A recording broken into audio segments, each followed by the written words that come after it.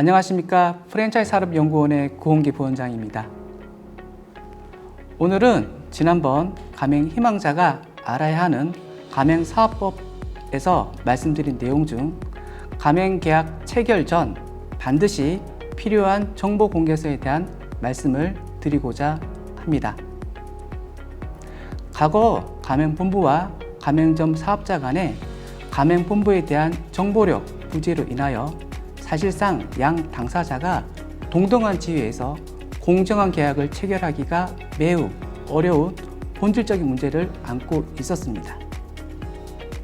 예를 들면 가맹본부에 대한 일반 현황, 가맹 점포수, 매출 규모 등 가맹 희망자가 가맹 사업을 실질적으로 개시하기 위해서 절대적으로 필요한 정보를 알 수 없었기 때문에 선량한 가맹 희망자나 가맹점 사업자들이 피해를 입는 경우가 많이 발생하였습니다. 이에 2002년 가맹사업법을 제정하여 정보공개서의 제공 의무를 도입하였습니다. 한편 더 나아가 2007년 8월 개정을 통하여 정보공개서 등록 제도를 도입함과 동시에 가맹 희망자의 범위를 확대하여 가맹 희망자가 서면으로 정보 공개를 요구하지 않는 경우에도 가맹본부로 하여금 정보 공개서를 제공하도록 하여 가맹 희망자 및 가맹점 사업자 보호에 만전을 기하게 하였습니다. 정보 공개란 계약 당사자가 계약의 체결에 있어 계약상 중요한 부분에 대한 정보를 상대방에게 제공하는 것으로서 신의 성실의 원칙이 구현된 제도라 할 수 있습니다. 가맹사업 거래에 있어 그 정보 공개의 중요성은 더욱 두드러지는데 그 이유는 가맹사업 거래는 양 당사자가 법적으로 동등한 법적 지위에 있다고 하지만 가맹사업 거래가 가지는 속성상 가맹본부와 가맹 희망자 간의 정보력의 불균형이 항상 존재하기 때문입니다. 가맹사업법 제7조 1항에서는 가맹본부는 가맹 희망자에게 등록 또는 변경 등록한 정보공개서를 내용 증명 우편 등 제공 시점을 객관적으로 대통령령으로 정하는 방법에 따라 제공하여야 한다고 규정하고 있습니다. 또한 제7조 2항에서는 가맹본부는 제1항에 따라 정보공개서를 제공할 경우 인근 가맹 현황 문서, 즉 가맹 희망자의 장내 점포 예정지가 가장 인접한 가맹점 10개를 함께 제공하여야 된다고 규정하고 있습니다. 다만 정보공개서 제공 시점에 가맹 희망자의 장내 점포 예정지가 속한 광역지방단체에서 영업 중인 가맹점수가 10개 미만일 경우에는 해당 광역지방자치단체 내에 가맹점 전체를 알려주어야 합니다. 정보공개서를 제공할 때 장내 점포 예정지가 확정되지 아니하는 경우에는 확정되는 즉시 인근 가맹점 현황 문서를 제공하여야 합니다. 그리고 등록된 정보 공개서와 인근 가맹점 현황 문서 제공일로부터 14일이 지나지 아니하는 경우에는 가맹본부는 가맹 희망자로부터 가맹금을 수령하거나 가맹계약을 체결하는 행위를 하여서는 안 됩니다. 다만 가맹 희망자가 정보공개서에 대해서 변호사 또는 가맹거래사의 자문을 받은 경우에는 14일에서 7일로 단축됩니다. 가맹사업법 시행령 제6조 1항에서는 가맹본부는 가맹 희망자에게 정보공개서를 제공할 경우 다음 각호 어느 하나의 방법에 따라야 한다고 규정하고 있습니다. 제1호에서는 가맹 희망자에게 정보공개서를 직접 전달하는 방법을 설명하고 있는데 감옥에서는 정보공개서를 제공받았다는 사실과 제공받은 일시 및 장소, 남옥에서는 가맹 희망자의 성명, 주소 및 전화번호, 담옥에서는 가맹 희망자의 서명 또는 기명 날인, 라목에서는 가맹본부의 서명 또는 기명 날인 사항을 적은 서면을 작성하여 가맹 희망자에게 주어야 합니다. 다만 감옥에서 담옥까지의 사항은 가맹 희망자가 자필 작성이 원칙입니다. 2호에서는 가맹 희망자에게 정보 공개서를 제공 시점을 확인할 수 있는 내용 증명 우편으로 제공하는 방법을, 3호에서는 정보통신망을 이용하여 정보 공개서의 내용을 게시한 후 게시 사실을 가맹 희망자에게 알리는 방법을, 4호에서는 가맹 희망자의 전자우편 주소로 정보 공개서의 내용이 포함된 전자적 파일을 보내는 방법을 규정하고 있습니다. 추가적으로 같은 조 3항에서는 가맹본부가 정보 공개서를 제공한 후 가맹 체결 전 중요한 사항이 변경된 경우에는 변경된 내용을 앞에서 말씀드린 1호의 각 호 어느 하나에 해당하는 방법으로 가맹 희망자에게 지체 없이 알리도록 규정하고 있습니다. 가맹사업법 제2조 10호에서는 정보공개서를 다음 항목에 관하여 대통령령으로 정하는 사항을 수록한 문서라고 규정하고 있습니다.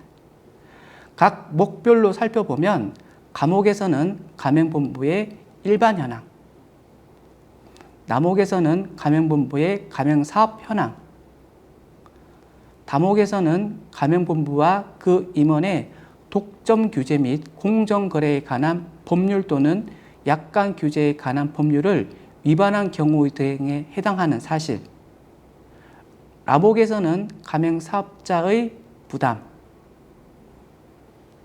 마목에서는 영업활동에 관한 조건과 제한, 바목에서는 가맹사업의 영업 개시에 관한 상세한 절차와 소요기간, 3호에서는 가맹본부의 경영 및 영업활동 등에 대한 지원과 교육 훈련에 대한 설명, 이상 7가지를 수록한 문서를 정보공개서라고 말합니다.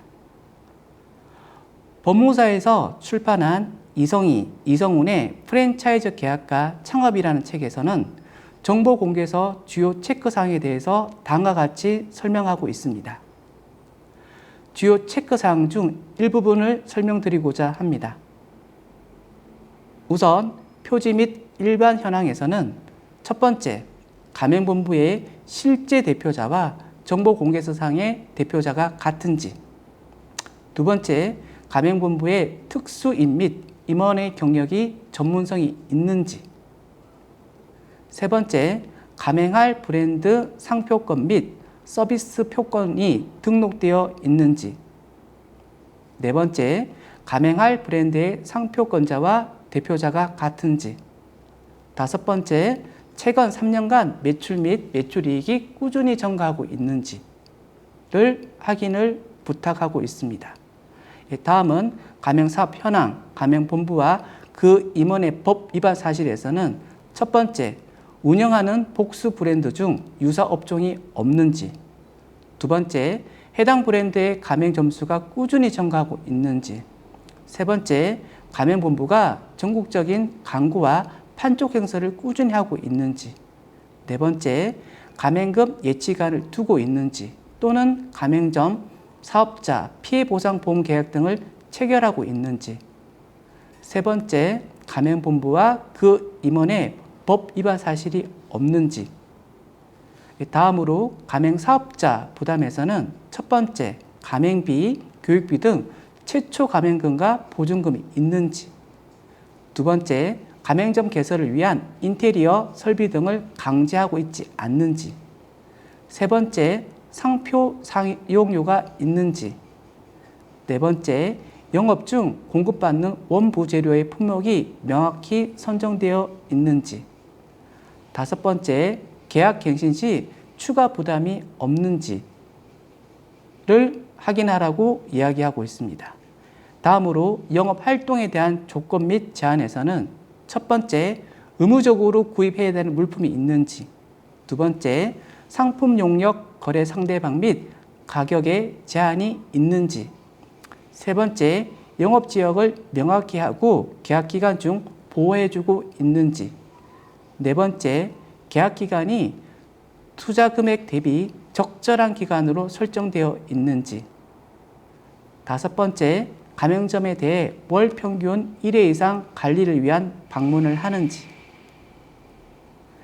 다음으로 개시 절차 및 영업활동 등에 대한 지원, 교육, 훈련에 대한 사항에서는 첫 번째, 가맹점을 개설하는 기간과 비용이 비교적 정확히 기재되어 있는지, 두 번째, 영업활동에 대한 자문을 구하는 경우 지원을 하는지, 세 번째, 교육훈련 프로그램 구성이 적정하며 비용 대비 적정 수준인지, 네 번째, 교육훈련 불참 시 가맹점 개점이 지연되는지, 다섯 번째, 영업기간 중 수시교육이 있는지 등을 체크하라고 이야기하고 있습니다.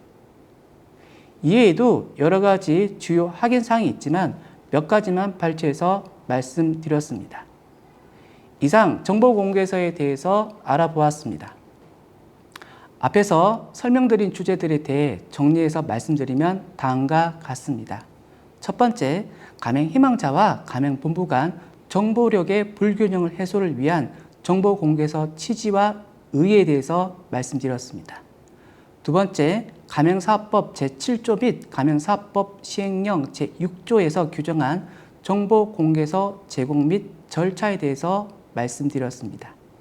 세 번째, 가맹사업법상 규정한 정보공개서 기재사항에 대해서 말씀드렸습니다. 네 번째, 정보공개서 주요 체크사항 등 총 4가지 주제로 말씀을 드렸습니다.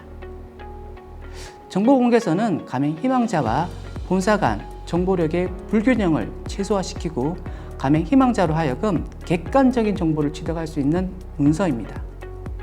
하지만 등록된 정보공개서라고 하더라도 내용에 대한 신뢰성이 모두 확인되지 않았기 때문에 가맹희망자가 정보공개서 내용과 실제 내용을 검증해 보시는 것이 자신의 재산을 지킬 수 있는 방법입니다. 특히 정보공개서를 제공받고 숙고기간을 잘 준수하시고 불명확하거나 모호한 내용이 없는지 확인 부탁드리겠습니다.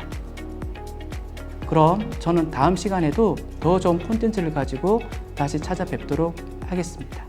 감사합니다.